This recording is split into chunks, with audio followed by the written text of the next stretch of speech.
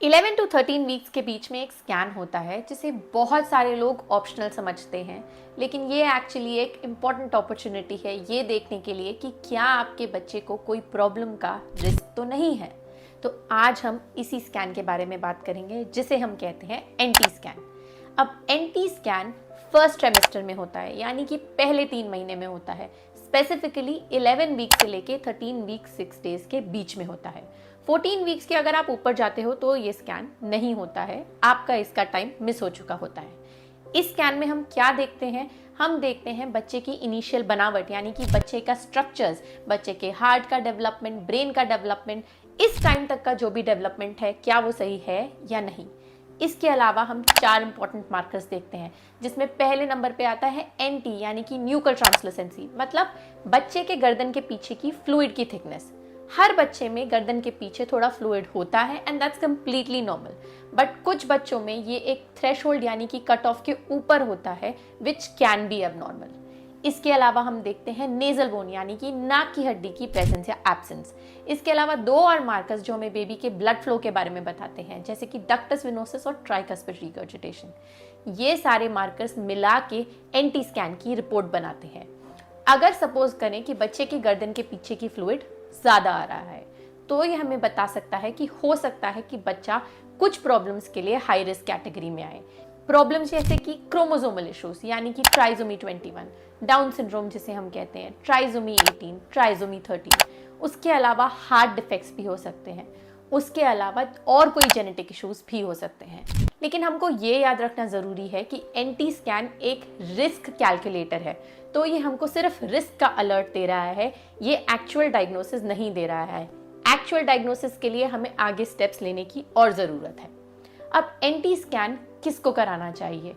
Practically हर pregnant female को तो कराना ही चाहिए। ये ऑप्शनल लोग सोचते हैं, लेकिन बेटर है अगर आप इसको कराएं, क्योंकि हमको जो क्लूज इस टाइम पे मिलते हैं वो प्रेगनेंसी में काफ़ी डिसाइडिंग हो सकते हैं। दूसरे नंबर पे आता है आप कब कराएं। तो अगर पीरियड की डेट के हिसाब से हम बात करें तो 11 वीक से लेके 13 वीक 6 डेज के बीच में कराना है, क्योंकि 14 वीक्स के बाद वो फ्लूइड ही एब्जॉर्ब हो जाता है, तो ये स्कैन की रेलेवेंस नहीं होती है। और दूसरा, अगर हम बच्चे की लेंथ के हिसाब से बात करें तो 45 टू 84 mm तक का जब बच्चा होता है ये स्कैन तब कराया जाता है। तो एनटी स्कैन तो हमने समझ लिया, लेकिन क्या ये एनटी स्कैन खुद में एक कंप्लीट जांच है? Absolutely no.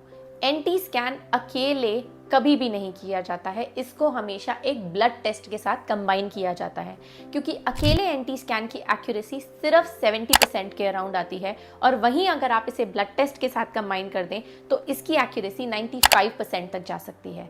अब इस ब्लड टेस्ट को क्या कहते हैं? हम कहते हैं इसे डबल मार्कर, और इन दोनों टेस्ट को मिला के, एनटी स्कैन और डबल मार्कर को मिला के, हम पूरी जांच को कहते हैं कंबाइंड फर्स्ट ट्राइमेस्टर स्क्रीनिंग।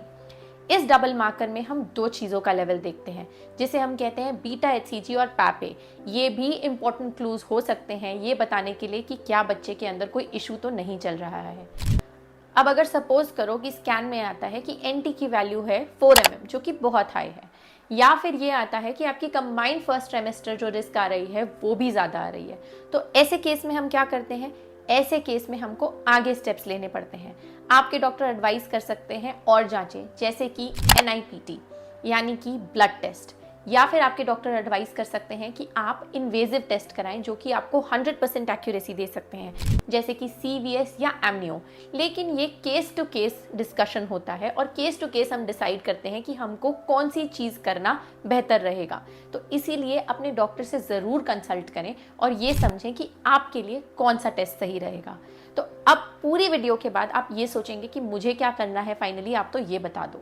तो आपको क्या करना है कि आप अपने डॉक्टर से जाके मिलें और ये ज़रूर पूछें कि डॉक्टर मेरा एनटी स्कैन और फर्स्ट ट्राइमेस्टर स्क्रीनिंग कब होगी, क्योंकि प्रेगनेंसी में इंफॉर्मेशन ही पावर है और ये इंफॉर्मेशन आप तक पहुंचाना मेरा काम है। Thank you.